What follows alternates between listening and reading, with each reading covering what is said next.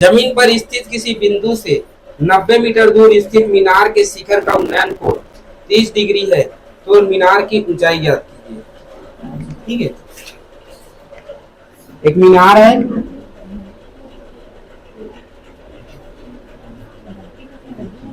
इससे 30 metre 90 metre दूर स्थित, कितने मीटर?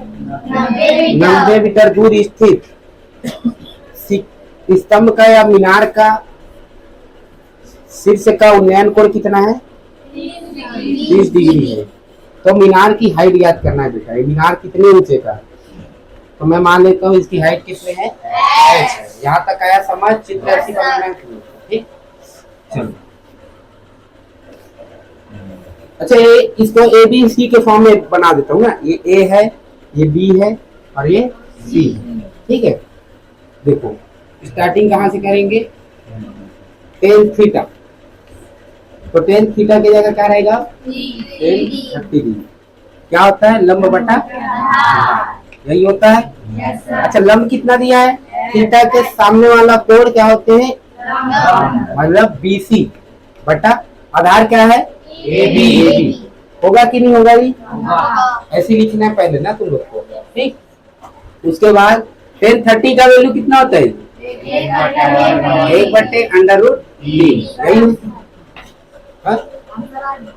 1030 का वैल्यू कितना होता है? 1/√3। यही होता है। ध्यान, BC का वैल्यू कितना दिया बेटा? H। AB का वैल्यू 90। यही मिला है। त्रिज्या पूरा करें तो इसका इसके साथ होगा तो 90, √3 का H के साथ होगा तो √3H होगा।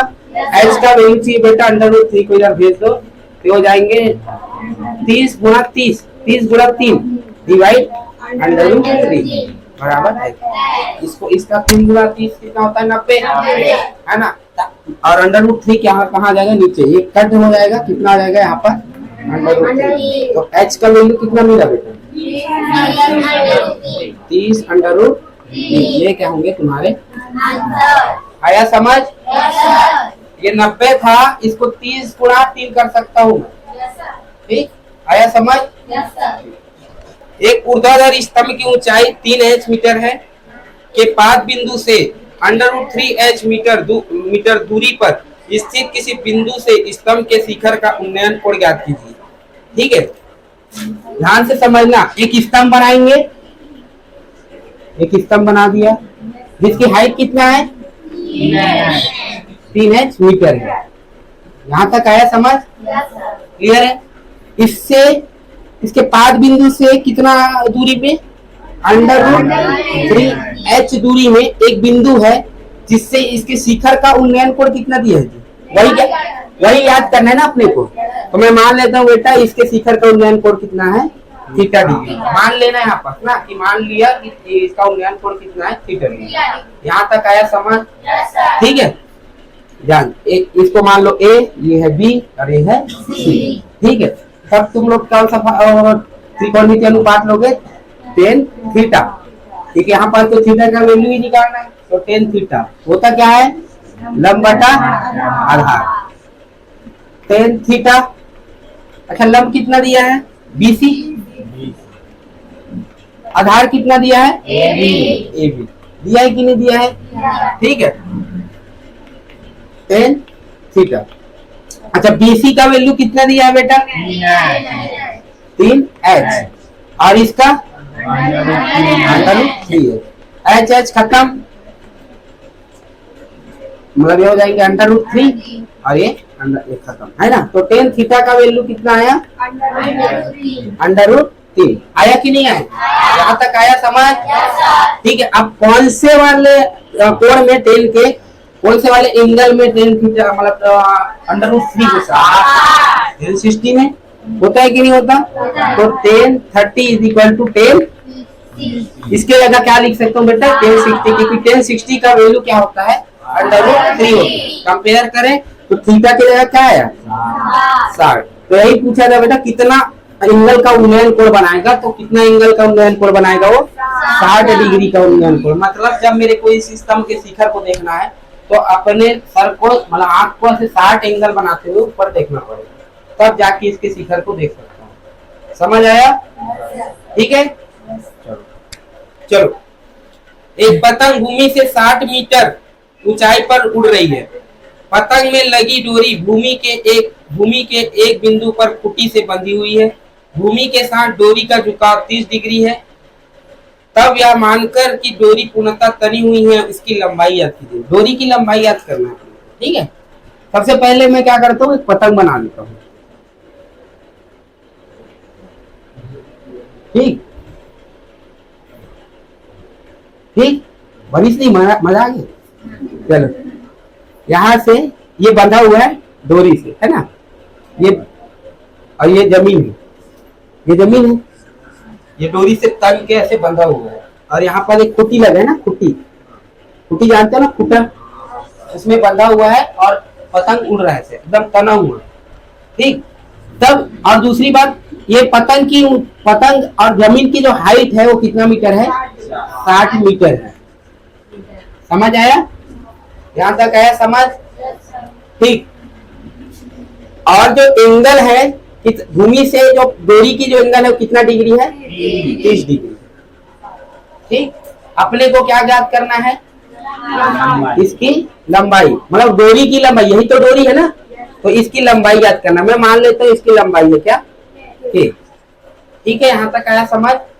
चलो, कौन से वाला त्रिकोणमितीय अनुपात में, किसके त्रिकोणमितीय अनुपात में कर्ण और लंब का यूज होता है? साइन के में होता है कि नहीं होता? अब अपने को 10 नहीं लेंगे, ठीक है। 10 लेंगे तो क्या हो जाएंगे, पाइथागोरस प्रमेय लगाना पड़ जाएगा, तो उससे अच्छा आप साइन वाला लेते हैं, ठीक है। समझ आया यहाँ तक? तो यहाँ पर साइन थीटा की जगह क्या रहेंगे बेटा? 30। अच्छा, इसको ए बी सी के नाम फॉर्म में इसको भी कन्वर्ट कर दो, ठीक है। तो इधर जाएंगे क्या? लंब बटा कर्ण, यही होता है कि नहीं होता है? यहाँ तक आया समझ? चलो, साइन 30 का वैल्यू होता है बेटा 1/2। लंब के जगह क्या रहेंगे? बीसी। कर्ण की जगह क्या रहेंगे? एसी, यही होंगे 1/2। बीसी के जगह, एसी की जगह के, तिर्यक गुणा कर दे, तिर्यक गुणा, तो इसका इसके साथ होगा तो के, और 2 का 60 के साथ होगा तो 120। इसका मतलब के का वैल्यू कितना है? 120। मतलब डोरी की जो लंबाई है वो कितने मीटर का रहा होगा बेटा? 120 मीटर का। तो ये जो डोरी का लंबाई है वो कितने मीटर का रहा होगा? 120 मीटर। समझ आया? डाउट तो नहीं है? ठीक,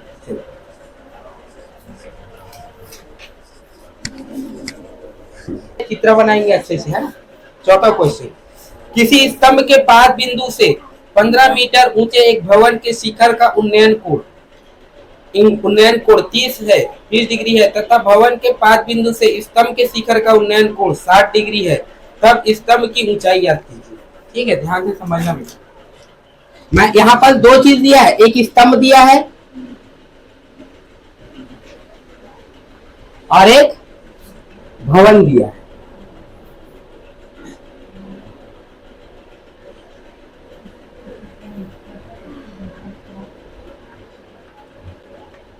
ठीक है, इसको छोटा कर,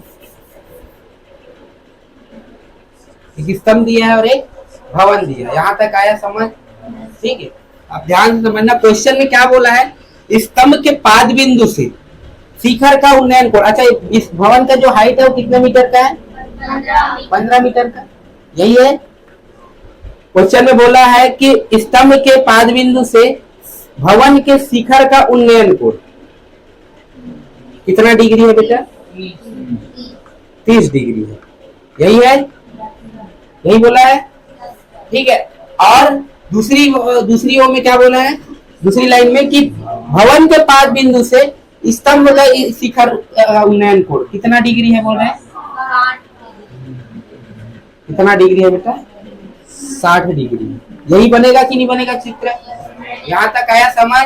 दो, एक स्तंभ बनाना और एक भवन बनाना।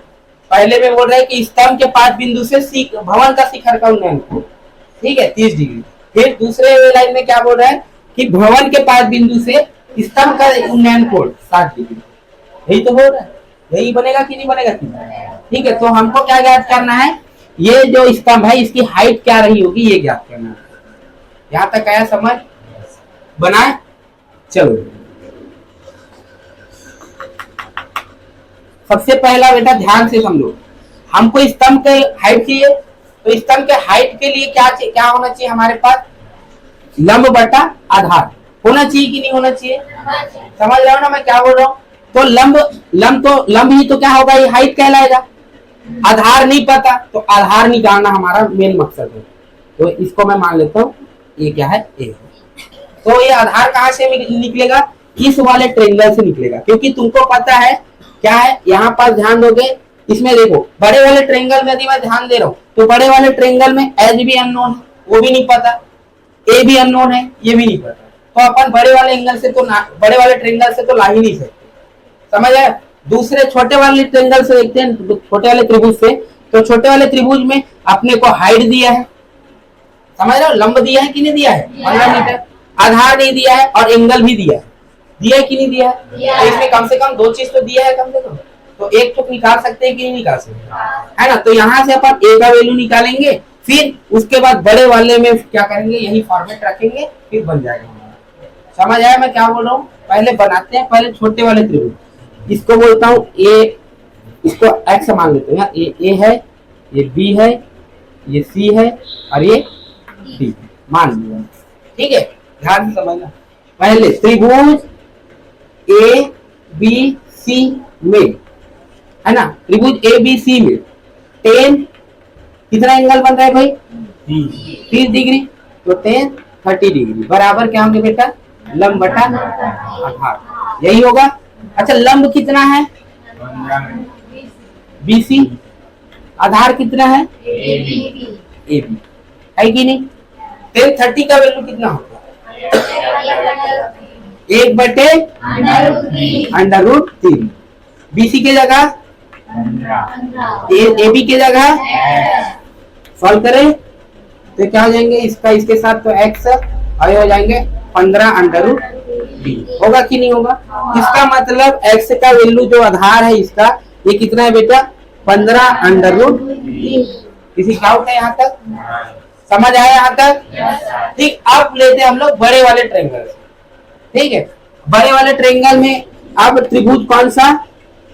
ए बी डी में, ए बी डी में देखें तो 10 कितना एंगल बना रहा है? 60 डिग्री बराबर लंब बटे आधार। लंब कितना है? 60 एंगल कोण के सामने वाली भुजा क्या कहलाती है? लंब। तो क्या है? ए बी बटा आधार ए बी, होगा कि नहीं होगा? यहाँ तक आया समझ? 60 का वैल्यू कितना होता है? √3। ए डी का वैल्यू कितना है? ए बी का वैल्यू कितना लाए? 15√3, होगा कि नहीं होगा? तिर्यक गुणा करें या 15√3 को इधर भेज दें तो इसके साथ गुणा होगा कि नहीं होगा? ठीक है, या ऐसे कर लो, तिर्यक गुणा कर लो, ठीक है? तो तिर्यक गुणा जैसे करेंगे बेटा, 15 और 15√3 का √3 के साथ गुणा होगा तो 15 कम 15 और √3 गुणा होकर क्या बन जाएंगे? 3 बराबर h, होगा कि नहीं होगा? यहाँ तक आया समझ? 15 दिया तो h का वैल्यू कितना आया? 45। मीटर में है कि किलोमीटर में है? हाइट मीटर में है ना, तो कितना आ जाएगा? मीटर। तो 15 h का वैल्यू आया बेटा 45। आया समझ? बना लोगे? पांचवा क्वेश्चन देखें। दो मीनारों के बीच की क्षैतिज दूरी 120 मीटर है, यही है ना? दूसरी मीनार के शीर्ष से देखने पर प्रथम मीनार के शिखर का उन्नयन कोण 30 डिग्री है। यदि दूसरी मीनार की ऊंचाई 40 मीटर है तो प्रथम मीनार की ऊंचाई ज्ञात कीजिए। ध्यान से समझना क्या क्या बोल रहे हैं, ठीक है? चलो कोई बात नहीं। पहला मीनार, उसके बाद दूसरा मीनार, यही है। दोनों के बीच की क्षैतिज दूरी कितना है? 100। इनके बीच की दूरी कितना है बेटा? 120 मीटर, यही है। ठीक है, जब मैं दूसरे मीनार से खड़े होकर देख रहा हूँ पहले मीनार को, तो कितना एंगल का कोण बन रहा है? 30 डिग्री का कोण बन रहा है। कितने डिग्री का? 30 डिग्री का। यहाँ तक आया समझ? क्लियर है? चलो, प्रथम मीनार, सेकेंड मीनार का हाइट कितना दिया है? 40 मीटर, यही दिया है। तो अपने को पहले मीनार का हाइट बताना है। ठीक है, पहले मीनार का हाइट या ऊंचाई कितना रहा होगा। हालांकि चित्र में थोड़ा से इसको दूर रखना, क्योंकि 120 मीटर है, 40 मीटर को इससे ज्यादा बड़े बना दिया। ठीक है, तो थोड़ा सा इसको दूर रखना, 40 से ज्यादा ही रहे, ऐसे टाइप का। ठीक है, ध्यान से समझिए। यहाँ तक किसी डाउट है? नहीं। तो अपने को बड़ा मीनार याद करना। अच्छा, एक बार बताओ, यहाँ से यहाँ तक एक 40 है, यहाँ से यहाँ तक 40 है, तो यहाँ से यहाँ तक कितना होगा? ये भी कितना होगा बेटा? 40। अपने को इसको मैं मान लेता हूँ x। मान लिया? कहाँ से कहाँ तक को x मान लिया? यहाँ से यहाँ तक को क्या मान लिया मैं? x। किसी डाउट है? आया समझ यहाँ तक? चलो, अब अपने को याद करना है क्या? ये भी दूरी दिया है। अच्छा, ये 120 है, तो ये भी कितना होगा? 120 होगा कि नहीं होगा? अपने को क्या याद करना है? x का वैल्यू याद करना है। ठीक है, फिर x में 40 जोड़ देंगे तो बड़े पहले मीनार का वो ऊंचाई मिलेगा कि नहीं मिलेगा? मतलब इतना तो 40 है, अब x का वैल्यू निकालेंगे, उसको इसके साथ जोड़ देंगे, पूरा इतना मिलेगा कि नहीं मिलेगा? मिलेगा। तो फिर वही फॉर्मूला, 10 30 डिग्री। ठीक, क्या होते हैं? लंब बटा आधार। इसको भी नामकरण कर दो, ये a है, ये b है और ये c। ठीक है, तो 10 30 का वैल्यू कितना होता है जी? 1/√3। लंब क्या है? थीटा के सामने वाली भुजा क्या कहलाती है? लंब, मतलब AB। आधार क्या है? BC। यही होगा कि नहीं होगा? तो 1/√3। AB का वैल्यू कितना दिया है जी? BC का वैल्यू 120। x से 3 गुणा करें तो यहाँ से क्या हो जाएंगे? √3x बराबर 120। x का वैल्यू चाहिए, √3 को इधर भेज दो। ठीक है, तो यहाँ से क्या हो जाएंगे? x का वैल्यू 120/√3 होगा कि नहीं होगा जी? अच्छा, 120 को कैसे लिख सकते हैं? 3 के फॉर्म में 40 गुणा 3, तो क्या हो सकते हैं? 40 गुणा 3/√3। एक √3 यहाँ से गया, एक √3 यहाँ से गया, तो कितना बचा है? 1/√3 बचा है। तो x का वैल्यू कितना है जी? 40/√3। हुआ कि नहीं हुआ? यहाँ तक आया समझ? ठीक है, अब ध्यान से समझना। यहाँ इसका वैल्यू कितना मिल गया अपने को? 40/√3। मतलब यहाँ से यहाँ तक का दूरी कितना है? 40/√3। यही है। अपने को क्या याद करना था? पूरे मीनार की हाइट याद करना था कि नहीं करना था? तो यहाँ पास से इतना है 40/√3 और इतना है 40, है कि नहीं? समझ आया? तो यहाँ पर सभी को जोड़ने के बाद टोटल मीनार मिल जाएगा कि नहीं मिल जाएगा? ठीक है, तो मीनार की कुल ऊंचाई, मीनार की, कौन सा मीनार? प्रथम मीनार की कुल ऊंचाई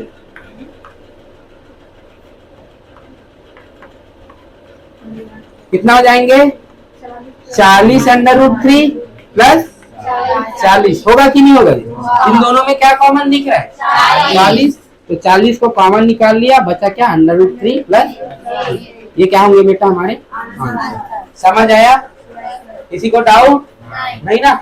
हाँ, लेकिन